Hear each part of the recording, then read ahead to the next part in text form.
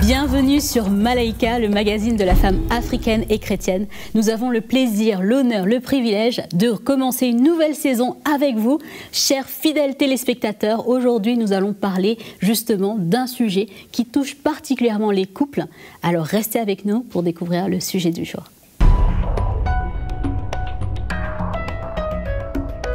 Donc voilà, nous allons parler aujourd'hui de faire face à l'arrivée des premiers bébés.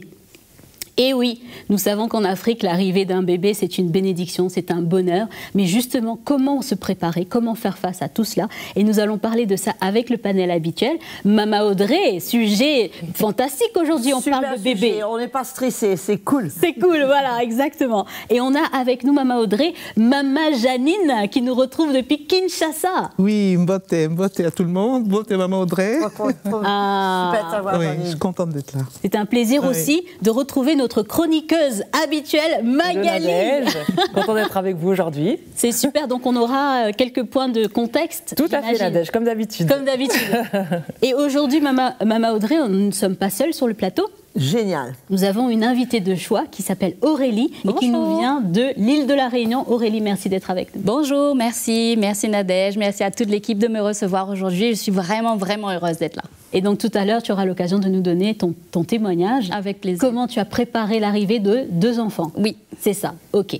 Donc avant d'aller un peu plus loin avec Aurélie, Mama Audrey, on va écouter la rubrique de Magali. La contextualisation. Voilà. C'est ça même. Donc voilà Magali, alors tu nous parlais tout à l'heure que tu as des points de Tout contexte. à fait, voilà un peu de contexte, Nadège, Yes. pour cette thématique de cette nouvelle saison. Alors, l'arrivée des premiers bébés, eh bien, évidemment, c'est un moment de grande joie, de profonde transformation pour les jeunes mères, que ce soit en Afrique, comme à travers le monde. Je pense que l'arrivée d'un bébé, c'est quand même quelque chose de Ça plaisant, reste l'arrivée maman d'un bébé. Audrey, voilà. Tout le monde est d'accord sur ce point. Et il faut savoir qu'en Afrique, donc, la naissance d'un enfant, eh bien, c'est généralement célébré comme une bénédiction. Un enfant, c'est Dieu qui le donne, donc c'est quelque chose de joyeux, et c'est un accomplissement aussi très important pour la jeune maman, mais elle s'accompagne également de nombreux défis, comme vous pouvez vous en douter. Alors, quelques petites statistiques, Maman Audrey, pour les naissances en Afrique, je pense que c'est important aussi de le connaître. L'Afrique subsaharienne, par exemple, connaît l'un des taux de natalité les plus élevés au monde. Selon les données de la Banque mondiale, le taux de natalité en Afrique subsaharienne était environ de 33 naissances pour 1000 personnes en 2020. Et cela se traduit donc par des millions de naissances chaque année sur le continent. Et pour donner un chiffre plus précis, l'UNICEF estime qu'environ 40% des enfants qui sont nés dans le monde en 2020 seront nés en Afrique. Donc pour vous dire que voilà, il y a énormément de naissances sur le continent. Mais bien sûr, ces naissances s'accompagnent d'énormément de défis parce que les mères sont confrontées à énormément de problèmes. Par exemple, c'est l'accès aux soins, tout simplement parce que les soins de santé sont très limités, les cliniques, les hôpitaux peuvent être très éloignés et surtout mal équipés. Vous avez également tout ce qui est conditions économiques qui sont très difficiles, Maman Audrey, hein, donc on le sait, je pense, il y a un grand nombre de mères qui vivent dans la pauvreté en Afrique, donc ça limite en fait leur capacité à fournir des soins adéquats à leurs bébés. Et puis aussi, vous avez tout ce qui est niveau d'éducation. Il y a un faible niveau d'éducation qui peut limiter la connaissance des jeunes mères sur comment éduquer l'enfant, comment apporter des soins appropriés à l'enfant, comment s'occuper d'un nouveau-né, ce qui ne doit pas être chose aisée. Je pense que l'invité sur le plateau va nous le dire. Et puis aussi, il y a tout ce qui est accès à l'information sur la santé maternelle, sur la santé infantile qui peut être limitée, notamment dans les zones rurales. Je pense que Maman Janine pourra nous le dire. Et aussi tout ce qui est malnutrition, parce que ça reste un problème majeur en Afrique, la malnutrition des enfants. Ça affecte la santé des mères et la santé aussi des bébés. Et puis tout ce qui est sécurité alimentaire. Les jeunes mères font souvent face à l'insécurité alimentaire, ce qui peut avoir des répercussions aussi sur le développement des enfants. Les enfants grandissent mal, ils ont des carences dans leur corps. Alors, ce qui est bien, je vais finir quand même cette rubrique avec une touche quand même positive, parce que là, j'ai parlé que des choses un petit peu flippantes, entre guillemets. D'un point de vue église, eh bien, il y a énormément de rentraide. Hein. Vraiment, j'ai pu lire dans différents forums chrétiens que les frères et sœurs, même les pasteurs s'impliquent beaucoup dans la naissance des enfants pour aider les jeunes mères, pour apporter du soin, pour apporter de la nourriture, pour apporter aussi tout ce qui est soutien spirituel, voilà, spirituel, moral et matériel, Maman Audrey. Ça contribue vraiment à améliorer les conditions de vie de ces jeunes femmes et de leurs enfants. Et ça renforce aussi tout ce qui est lien communautaire, ça promeut tout ce qui est valeur de solidarité, de compassion, que nous, l'Église, on est emmenés à apporter dans la société. Donc voilà comment je pouvais terminer cette rubrique. C'est une très bonne note sur une de bonne fin. note, voilà, tout à fait. Enfin. Voilà, exactement. Donc justement, Mama Audrey, on parle d'enfants. Donc pour rappel, Mama Audrey a 2 enfants et 2 petits-enfants, c'est ça? Exactement. Pas très riche en enfants et en petits-enfants, mais c'est bon. Ça donne assez de travail. Ça donne, voilà, exactement. Donc justement, par rapport à ça, quels seraient les premiers conseils qu'on pourrait donner aux couples? Imaginons un couple là qui vient de se marier. Et donc, ils envisagent bien sûr l'arrivée des enfants. Quel serait le conseil, Mama Audrey, avant d'aller au témoignage d'Aurélie, qui aurait à donner Je pense que c'est très important de comprendre qu'un enfant, c'est pas un jouet.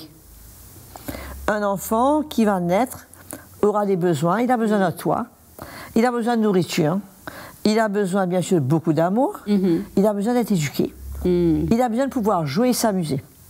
Ce sont les besoins de base d'un enfant. Et c'est pour ça qu'il faut quand même, avant de faire des enfants, et bien souvent ça se fait comme ça, sans avoir décidé, ça arrive. Si on fait la chose qui fait des enfants, ben, il y aura des enfants. Bien sûr. Et si on ne fait rien pour empêcher qu'un enfant naisse de ce qu'on fait pour faire des enfants, ben, il y aura des enfants. C'est inévitable. Donc, je crois qu'il y a quand même une prise de conscience de la responsabilité qu'on a vis-à-vis de cet être humain qu'on va mettre sur Terre et qui doit pouvoir grandir, avoir toutes les chances de son côté. Je ne parle pas d'avoir une grande maison, je ne parle pas d'avoir une voiture, je ne parle pas d'avoir du luxe, mais un minimum. Et le minimum, c'est quoi? C'est quand même une sécurité alimentaire, c'est quand même la nutrition, c'est quand même l'éducation, c'est quand même un toit, c'est quand même de l'amour et du temps. Bien sûr. Et si on n'est pas en mesure d'offrir cela à un enfant, je trouve qu'il faut peut-être reporter le projet et s'assurer qu'on fasse les efforts nécessaires, les sacrifices nécessaires pour pouvoir accueillir cet enfant. Et entre-temps, on suit des systèmes, des conseils qui font que on ne va pas pouvoir de contrôle familial. Mais je pense que c'est très très important puisqu'un enfant reste un enfant. Bien sûr. Et ses besoins sont quand même, il y a des besoins de base. Bien sûr. Et qu'on doit en tant que parent être sûr de pouvoir au moins lui donner ces choses de base. Justement, Mama Janine, est-ce que cette approche est envisageable à Kinshasa? Quels ont été les retours sur le terrain? Sur le terrain, les retours, bien entendu, Nadège, la venue d'un premier bébé, c'est toujours une source de joie pour les parents, pour la famille. Et donc, il y a un rôle que va traditionnellement jouer la maman ou la belle-maman, la belle-sœur, la sœur. Donc, et la maman qui va accoucher va être toujours très entourée. Donc tu le disais tout à l'heure dans Magali d'une certaine façon. Donc il y a cette transmission aussi qui se fait par la voix de la maman, de la belle-mère. Et souvent, certaines femmes me disaient avoir 4 enfants, mais n'avoir jamais vraiment porté leur enfant, tellement elles n'ont pas, à part les allaiter, elles n'ont pas fait ce travail puisque la maman, les sœurs étaient là pour leur donner à manger, pour les changer, etc. Donc la famille a vraiment un rôle très très prépondérant à Kinshasa dans la venue du premier bébé. Ce que je veux dire aussi, quand une maman met au monde son premier enfant, c'est une femme accomplie. Donc on est femme, on devient vraiment accomplie, cette notion d'accomplissement de la femme quand on est au monde. Ça, tu parles de la compréhension, de la culture. Dans la culture, en tout cas, c'est comme ça. Et biblique aussi, parce que je crois qu'il y a un passage qui dit, quand elle deviendra mère, justement, il y a ce sentiment qu'on a accompli quelque chose en devenant mère. Exactement. Alors, sur le plan plutôt pratico-pratique, quand une femme va avoir son premier bébé, donc elle est à la maternité, elle va accoucher, tant qu'elle est à l'hôpital, le mari va jouer un rôle vraiment très important. C'est lui qui va faire le lien avec l'hôpital, avec la famille, et qui va apporter les habits pour le bébé, pour la maman, la nourriture, etc. Mais une fois qu'ils sont arrivés à la maison... On se lave les mains. Le naturel revient au galop, la femme reprend ses droits, le mari aussi, et donc c'est la femme qui va vraiment prendre soin de l'enfant, s'occuper absolument de tout ce qui concerne l'enfant, et voire même la nuit quand le bébé se réveille, réveille, s'il faut le changer, s'il pleure, c'est la maman qui va vraiment faire ce rôle. Et même si elle est un peu fatiguée, endormie, papa va réveiller maman. Bon, en général, c'est comme ça que ça se passe. Bien sûr, il y a des hommes qui aident leurs femmes, mais c'est souvent papa qui va dire hey, il y a ton enfant là qui pleure. va t'en occuper. Ben justement, merci Maman Janine. Maman Audrey parlait de la préparation. Par rapport à l'arrivée de cet enfant, le contexte, il faut voir s'il est favorable ou non par rapport à l'arrivée de cet enfant. Justement, Aurélie, comment ça s'est passé pour toi? Est-ce qu'il y a eu cette préparation, cet état des lieux, cette prise de conscience avant l'arrivée de tes 2 enfants? Comment est-ce que vous avez procédé avec ton époux? Alors, avec mon mari, ce qu'il faut savoir aussi, pour un élément de contexte, c'est que je suis originairement de La Réunion, mais on vit à l'île Maurice. Donc, j'ai accouché de mon premier fils dans un pays qui est étranger. Ce n'est pas mon système habituel. Donc, je n'avais pas ma famille, pas mon système de santé, pas forcément mes repères. Mon mari qui est d'une autre nationalité que moi, donc pas non plus le même background culturel. Bien sûr. Donc là, il a vraiment fallu qu'on se pose et on a eu une conviction que c'était le moment pour nous d'avoir un enfant, mais en même temps, on n'a pas voulu faire les choses n'importe comment. On a attendu que ça arrive déjà, mais on s'est préparé. On s'est préparé dans notre cœur déjà. Je vous ai posé plein de questions. Est-ce qu'on est prêt? Est-ce qu'on est capable de l'élever, cet enfant? Est-ce que moi, je vais reprendre le travail? Est-ce que beaucoup de questions pratiques liées à comment prendre soin de la meilleure façon possible de ce cadeau que Dieu nous donne. Amen. Et voilà, c'est comme ça que ça s'est passé pour le premier et pour le second. Après, on s'est préparé autant qu'on a pu, mais là, je vais faire un spoiler. Quand l'enfant arrive, c'est le chaos. On n'a pas pu tout prévoir. On ne prévoit pas tout. Donc justement, on parle de chaos, ça m'intéresse, ça m'emmène à ma prochaine question. Quels sont les défis, justement, auxquels vous avez fait face, qui pourraient aider et équiper ceux qui envisagent de devenir parents? Alors, la première chose à laquelle on a dû faire face, c'est notre manque de connaissances sur le sujet. Parce que quand on a un enfant, c'est quelque chose de totalement nouveau dans notre vie. Et on n'est pas spécialement ou particulièrement éduqué à comment se préparer pour ça. Il n'y a pas des cours en France, en tout cas, moi, je n'ai pas eu ce genre de cours-là. Il y a de plus en plus de choses qui se font aujourd'hui, des ateliers de prénatalité et tout ça. Mais en tout cas, moi, je n'ai pas eu accès à ça. Donc, j'ai beaucoup lu, je me suis beaucoup informée, bien évidemment, voilà, mon mari aussi pareil. Et ensuite, qu'est-ce qu'on a fait? On a fait un rétro-planning. De manière très pratique. C'est comme un projet, un enfant, on sait qu'il y a une date de... Il y a une date limite. Et tu es le chef du projet? Oui. Évidemment. Il était perdu. Hein. Il me dit les poussettes, je ne sais pas. Surtout que le projet était en elle. Portage projet. Portage projet dans tous les sens du terme. Donc, on a fait un rétro-planning en se disant, bon, ben voilà, à 3 mois, à 6 mois, à 7 mois, qu'est-ce qu'on devrait avoir pour bien accueillir cet enfant-là. Il y a tellement de choses. Voilà, on ne peut pas tout dire à la caméra, mais on peut résumer ça très facilement. D'abord, il faut prendre soin de la santé de la maman et de la santé du bébé. C'est très important. Se demander, est-ce que je veux accoucher dans un hôpital public? Est-ce que je veux accoucher dans un hôpital privé? Parce que les coûts vont varier. Là, est-ce qu'on va prendre une assurance ou pas? Ça dépend des pays, ça dépend des situations de chacun. Ce sont des questions qu'il faut se poser. Ensuite, il y a être équipé matériellement pour l'arrivée du bébé. Là-dessus, il y a énormément de choses qui se vendent sur le marché et les parents, généralement, les premiers bébés, c'est les bons pigeons. Parce qu'on ne sait rien, on ne sait pas de quoi on a besoin, donc on va tout acheter parce que ça nous rassure. Bien souvent, on achète plein de choses parce que ça nous rassure. Mais ce qu'il faut savoir, c'est qu'en fait, un bébé, la première chose et la chose principale dont il a besoin, c'est de l'amour. Il a besoin de l'amour de son papa.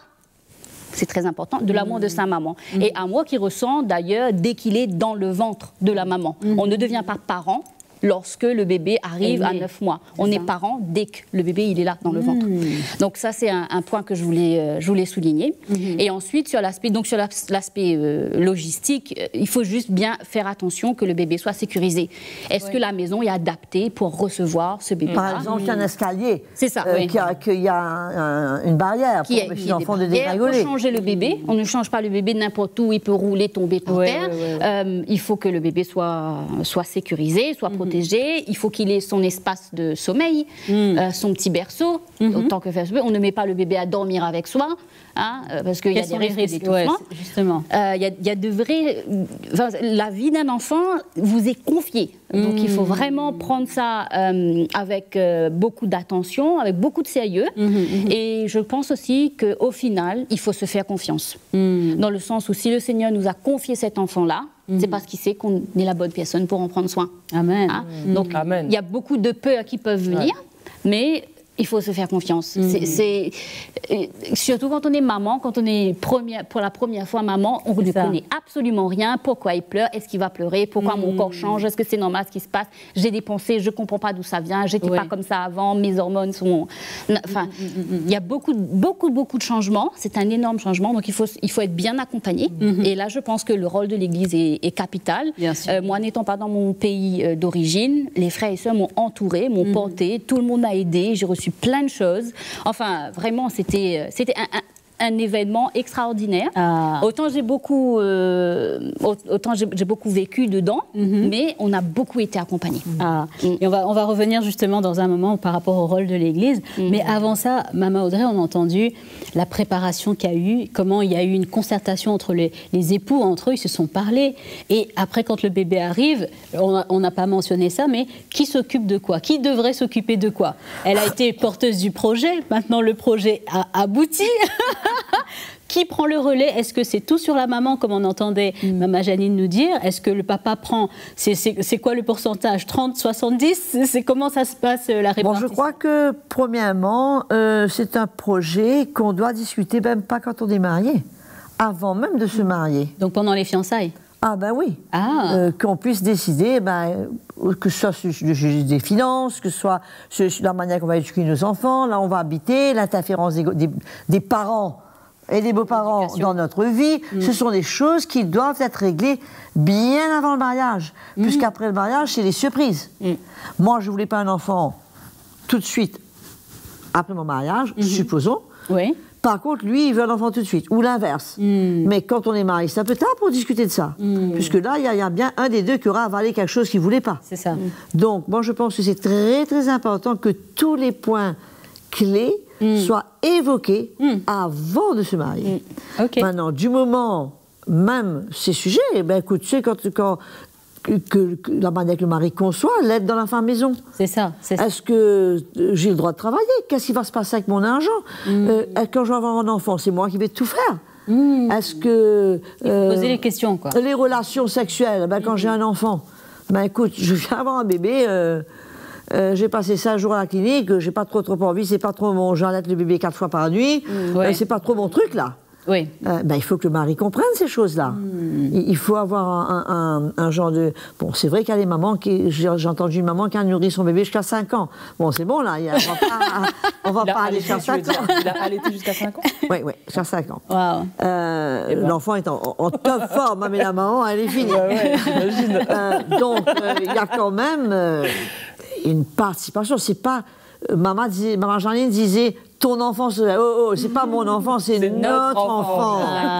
C'est pas mon enfant, c'est notre responsabilité. Écoute, mon chéri, mon amour, mon gâté, mon je sais pas quoi, je suis un peu fatiguée, rends-moi un service, donne-lui un coup de biberon, toi. Rends-moi un service, va le remettre à dormir, fais-le dormir. Et quelque chose de très très important qu'Aurélie a mentionné, et qui est souvent une habitude, je sais même à l'île Maurice, peut-être en Afrique aussi, très souvent, les parents laissent l'enfant dormir dans le lit, avec eux. Justement, c'est ça. C'est très important que l'enfant ait son espace de sommeil. Il faut qu'il puisse dormir, cet enfant-là, pour sa croissance. C'est très important. Et c'est très, je dirais, malsain d'avoir un enfant qui dort avec des couples jusqu'à un certain nombre. Bon, il y a une exception. Aujourd'hui, l'enfant, il perd la nuit. C'est ça. Il y a eu l'orage. Ah, Magali, il y a eu l'orage. Oui, tout à fait. Il est venu se prendre secours, se réconforter avec les parents. Ça peut aller, mais quand il redort, on le remet dans son lit ou dans son bain. On ne le laisse pas prendre l'habitude de rester là toute la nuit. Puisque c'est une très mauvaise habitude. Il vit des choses qu'il n'est pas censé vivre. Il voit des choses, il entend des choses qu'il n'est pas censé entendre et voir. Alors justement, je voulais réagir par rapport à ça, Maman Audrey, parce que c'est vraiment un cas de figure qui est assez commun dans tous les témoignages que moi j'ai pu avoir de parents qui dorment avec leur enfant. Alors déjà, il y a un problème, ce que tu disais Magali tout à l'heure, par rapport à la pauvreté. Faire une chambre pour un enfant, alors je ne dis pas que c'est le cas de tout le monde, mais ça a quand même un coût, et c'est pas tous les parents qui ont les moyens de faire face à ce coût, de faire une chambre, de la décorer, de mettre, etc. Donc la plupart quand même des parents dorment avec leur enfant. Et effectivement, ça pose un souci par rapport à la gestion de l'intimité du couple. Et donc, comment c'est géré? Les exemples qui m'ont été donnés, alors c'est très simple, le bébé dort au milieu, et quand les parents ont besoin d'avoir un moment d'intimité, eh ben, ils mettent le bébé au bout du lit, en tête de lit. Mais en tête de lit et ils se mettent en bas du lit et puis voilà, ils peuvent avoir leur moment intime, en sachant qu'il y a eu quand même des accidents, des bébés qui sont tombés du lit. Et c'est des cas qui reviennent assez souvent. C'est assez extraordinaire, des bébés qui sont tombés du lit, que les parents n'ont pas tout de suite vu. Et bon... Ça, c'est compliqué. Ça, c'est compliqué. Heureusement que les cas qui m'ont été rapportés, ce sont des cas qui sont quand même bien terminés, mais il y a eu d'autres situations où c'était un peu plus dramatique. Justement, dans le cas du couple, c'est vrai que peut-être le papa, quand il envisage l'arrivée du bébé, il ne pense peut-être pas au fait qu'au niveau intimité, il va y avoir aussi des changements. Obligatoirement. C'est pour ça qu'il faut en parler. Voilà. Exactement. Donc justement, exemple pratico-pratique, comment vous avez géré ce changement pratique d'intimité avec ton époux Aurélie? Alors déjà, ce qu'il faut savoir, c'est que quand on vient d'avoir un bébé, notre corps a besoin de se reposer. Il a besoin de reprendre des forces. Et je crois que de se ressourcer, de se refaire, parce qu'on a créé un enfant. C'est ça. Il faut bien comprendre. C'est une usine. C'est ça. Les papas ne vivent pas la grossesse de la même façon parce qu'ils n'ont pas la réalité physique de l'enfant en eux. Dans la psychologie des papas, le bébé, il arrive quand il est là. Il arrive dans leurs bras. Mais pour les mamans, c'est différent. Et lorsqu'on a accouché, pendant 1 mois, 2 mois, 3 mois après l'accouchement, quand même, on est plus pareil. Voilà, on est plus pareil, on est fatigué. Parfois, on a mal, parce que très concrètement, quand le bébé sort, on peut avoir des épisiotomies. Il y a des points de suture. Voilà, c'est ça, des points de suture. Donc, je crois que là-dessus, il y a vraiment un travail d'éducation à faire avec les maris qui le comprennent avant même que l'enfant arrive, qu'ils accompagnent leur femme chez le gynécologue si elle peut y aller ou s'il y a des sessions avant l'accouchement pour qu'ils aient cette information-là. Et puis, en termes pratiques, pendant le moment où la femme n'est pas vraiment disponible sur son corps, on peut avoir des rapports sexuels sans pénétration. C'est ça. Il n'y a pas une forme d'intimité. Voilà, on renouvelle son intimité. Je sais pas, on est un peu. Ça n'empêche pas de faire un câlin. Oui, exactement. Enfin, il y a plusieurs façons de partager l'intimité et d'avoir le lien dans le couple sans forcément avoir la pénétration. Enfin, ça ne se résume pas à ça. Bien sûr. C'est intéressant. Mais Maman Audrey, on passe sur un autre aspect qui est une crainte aussi des futurs parents, ou alors une surprise quand le bébé arrive, c'est le coût financier que représente l'arrivée de cet enfant. Ça, il faut vraiment le mentionner. Il faut le mentionner. Ça crée énormément de soucis, de tensions dans le couple. Partout. Et parfois, c'est une vraie surprise, le coût financier récurrent par rapport à l'arrivée de ce petit être qu'on ne peut pas rendre. Il est là. Moi, je pense qu'il y a 2 choses très importantes. C'est bien que l'Église s'occupe de l'enfant, d'encadrer la maman. C'est bien que la famille s'en occupe, mais ce n'est pas la responsabilité de l'Église et ce n'est pas la responsabilité de la famille. C'est la responsabilité des parents. C'est pour cela qu'il faut en parler. Et on n'entend pas un mariage, on n'entend pas que l'usine est déjà ouverte et fonctionne. Vaut mieux, en attendant la création de l'usine, qu'on puisse en parler et décider.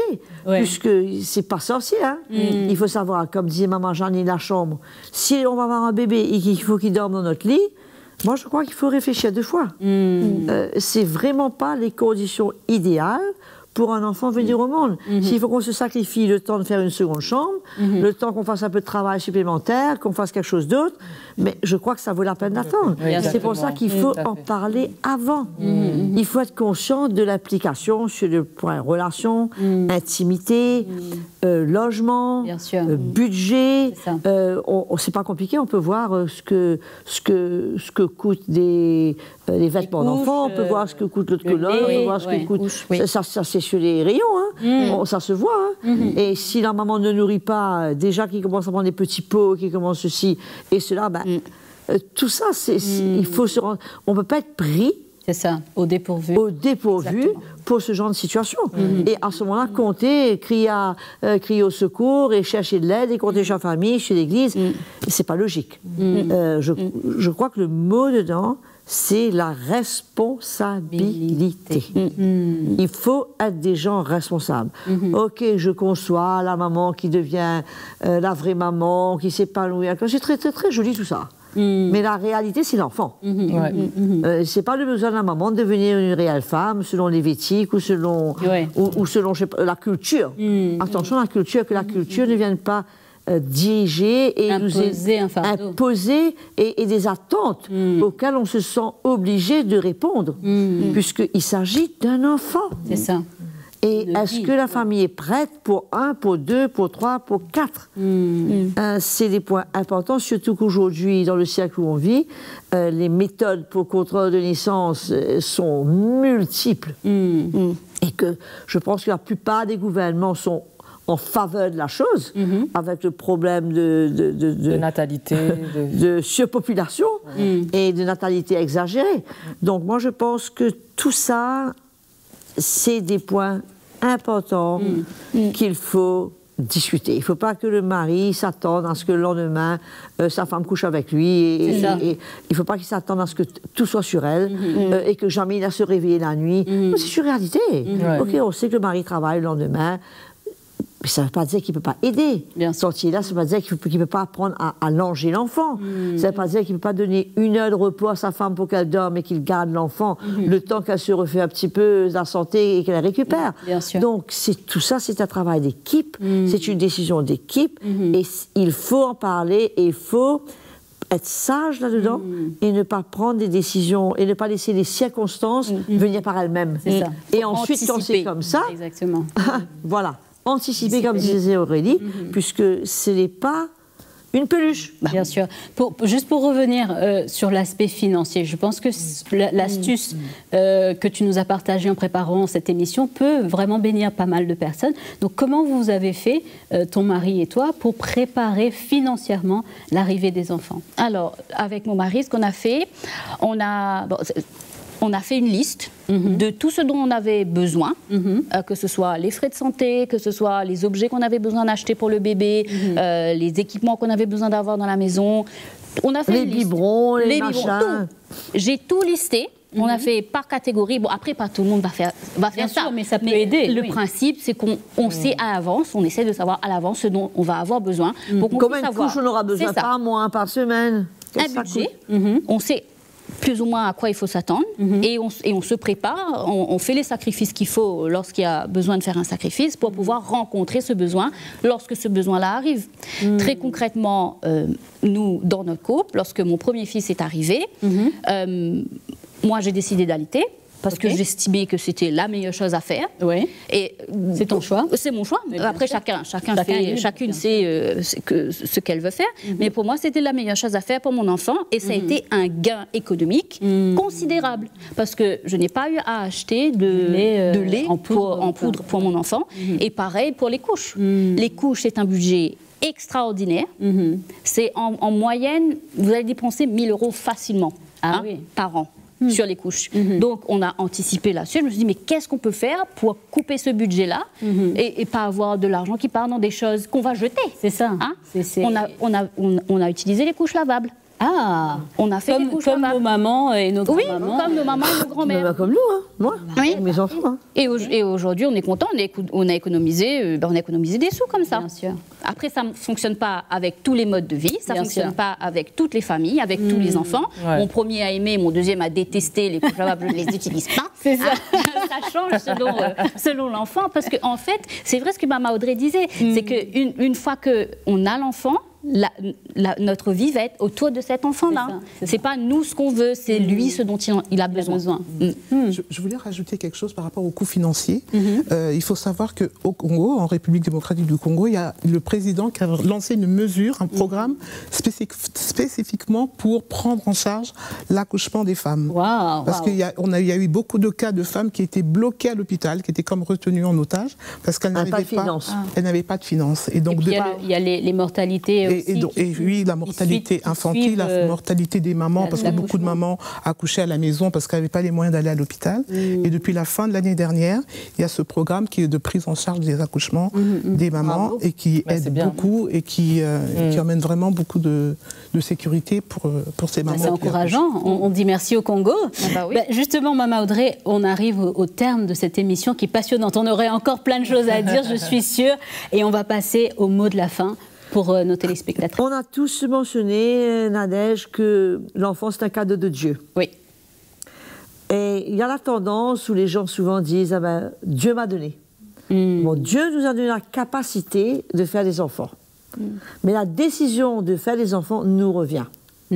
C'est notre responsabilité et je crois que c'est très important que les futurs parents prennent cela au sérieux, puisque si c'est un cadeau, ce n'est pas fait pour être un fardeau. Je ne pense pas que l'enfant que Dieu nous donne devrait être un fardeau. Il devrait être une bénédiction. Et on devrait aussi être, en tant que parents, des bénédictions pour lui. Donc, être prêt pour l'accueillir à tous les moyens, le mieux possible. On ne dit pas qu'il faut décorer la chambre en rose et en bleu, mais au moins qu'il ait un endroit à lui, un espace à lui, qu'il puisse dormir, qu'il ait un endroit qu'il puisse se nourrir, être aimé, passer du temps avec ses parents, qu'il puisse avoir de l'éducation et qu'on ait un projet.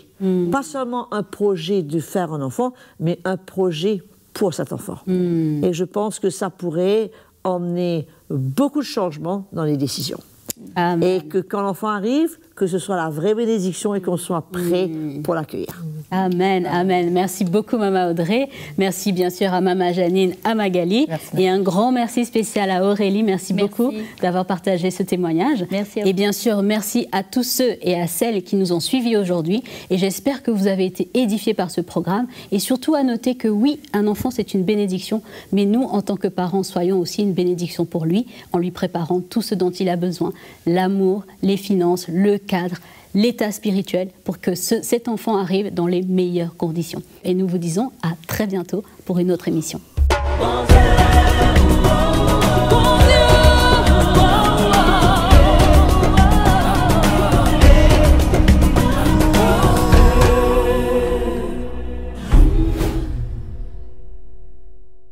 Merci d'avoir été avec nous sur Malaika. Si vous avez aimé ce programme, n'hésitez pas, abonnez-vous à notre chaîne YouTube Malaika et n'hésitez pas à cliquer sur la petite cloche pour avoir les notifications et être ainsi informé des nouvelles parutions de Malaika. Nous vous invitons aussi à partager le programme autour de vous pour bénir quelqu'un avec Malaika.